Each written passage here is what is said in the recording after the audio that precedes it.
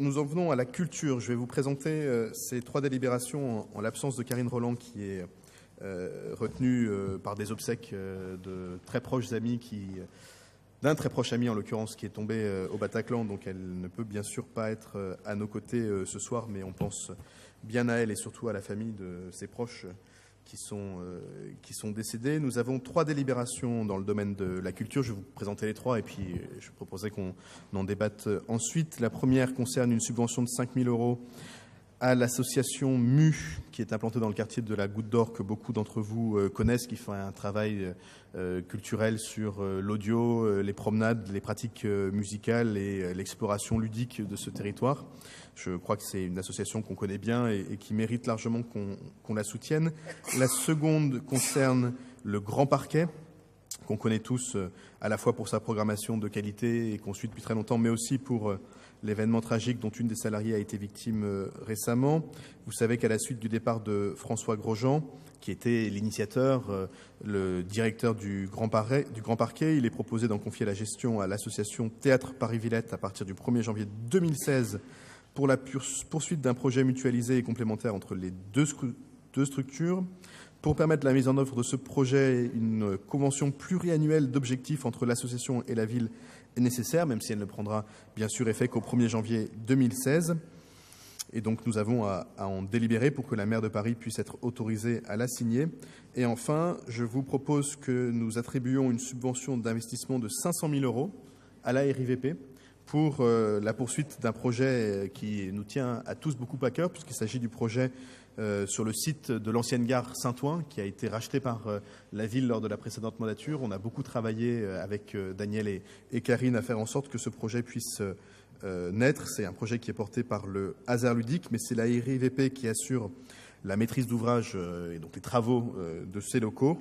Et pour permettre l'équilibre financier de cette opération, il faut verser à la RIVP cette subvention. Je voulais vous redire que le démarrage des travaux est prévu dès la fin de cette année et que l'ouverture au public devrait pouvoir se tenir en 2017. Voilà les 3 délibérations qui concernent la dimension culturelle que je rapporte en l'absence de Karine, et donc je vais donner la parole à ceux qui souhaitent la prendre.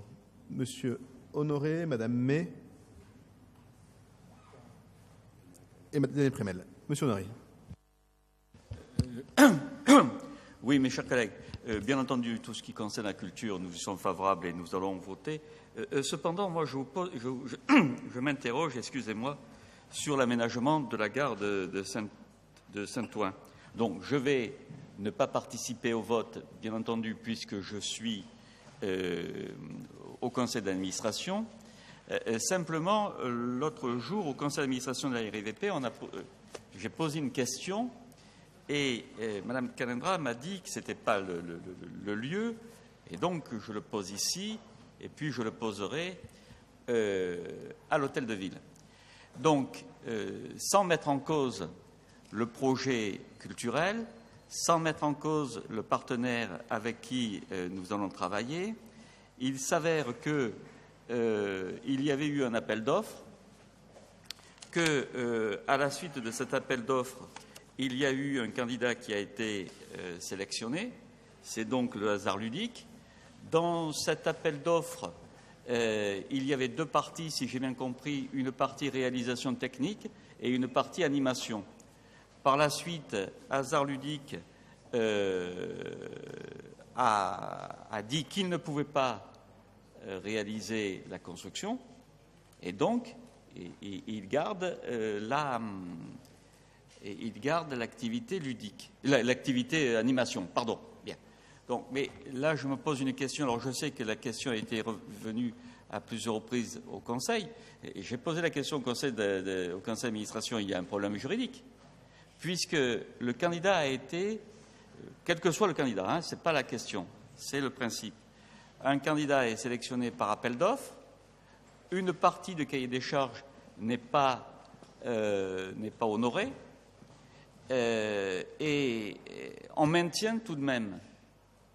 Peut-être aurait-il fallu faire un autre appel d'offres, quitte à ce qu'il soit infructueux. Est-ce que vous voyez ce que je veux dire? Il faudrait qu'il y ait parallélisme des formes. Voilà, c'est la question que je voulais vous poser parce que, encore une fois, je n'ai pas pu l'aborder en termes techniques, juridiques, au conseil d'administration. Et encore une fois, je ne pourrai pas participer au vote, bien entendu, puisqu'il s'agit de... Voilà. Merci. C'est une question tout à fait légitime à laquelle je pourrais vous apporter des éléments de réponse. Sandrine May. Merci, Monsieur le maire. Oui, donc je voudrais prendre la parole ici au nom de Frédéric Badina, qui donc est votre adjoint à l'économie sociale et solidaire et à l'économie circulaire, et qui donc ne peut pas être là en début de ce conseil, et qui travaille aussi avec Karine Roland sur ce projet. Donc, il voulait rappeler que le hasard ludique a été lauréat 2014 des trophées de l'économie sociale et solidaire, et rappeler aussi que le collectif s'implique dans la vie du quartier et du 18e en général, notamment avec la participation à Clignancourt Danse sur les rails. Donc il voulait souligner le très bon travail du hasard ludique. Rappeler que le hasard ludique est en dialogue avec les associations et les entreprises du quartier. Et donc c'était cela d'ailleurs qui lui avait été demandé et que le contrat est tenu. Et enfin, nous voudrions relever l'excellente initiative qui va dans le sens d'une co-construction avec la fabrique du hasard ludique qui a été lancée récemment et qui va permettre à tout un chacun de l'arrondissement d'apporter sa pierre à l'animation future du lieu, que l'on soit habitant, associatif, entrepreneur. Voilà, donc le groupe écologiste souhaitait souligner ces différents aspects. Merci. Merci. Daniel Prémel. Oui, je voulais me prononcer en abstention par rapport à la convention d'occupation de l'association Théâtre Paris-Villette. Effectivement, même si ça n'a pas un lien direct, c'est un lien indirect, puisque la reprise du personnel n'est pas encore réglée. Donc je préférerais m'abstenir.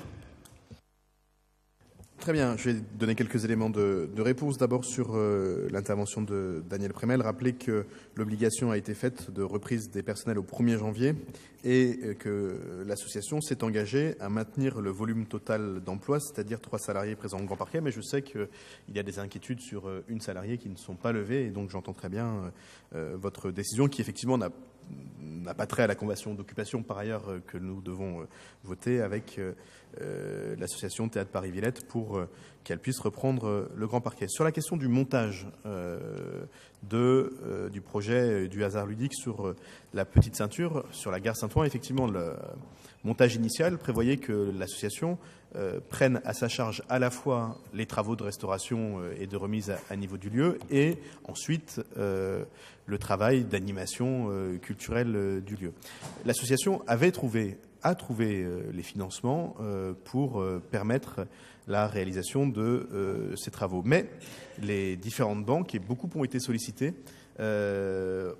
ont des exigences qui sont déraisonnables et qui ne permettent pas à des jeunes entrepreneurs de se lancer, y compris quand le business model est considéré comme solide. Et vous savez à quel point, avec la direction des finances de la ville, nous avions été tatillons pour veiller à la solidité du projet du hasard ludique. Et d'ailleurs, les banquiers eux-mêmes le reconnaissaient, mais elles exigeaient une couverture à 100% de leurs risques, ce qui est un peu une négation du principe même de la banque, puisqu'ils veulent bien prêter de l'argent, mais que s'ils sont sûrs à 100% que l'argent puisse être remboursé.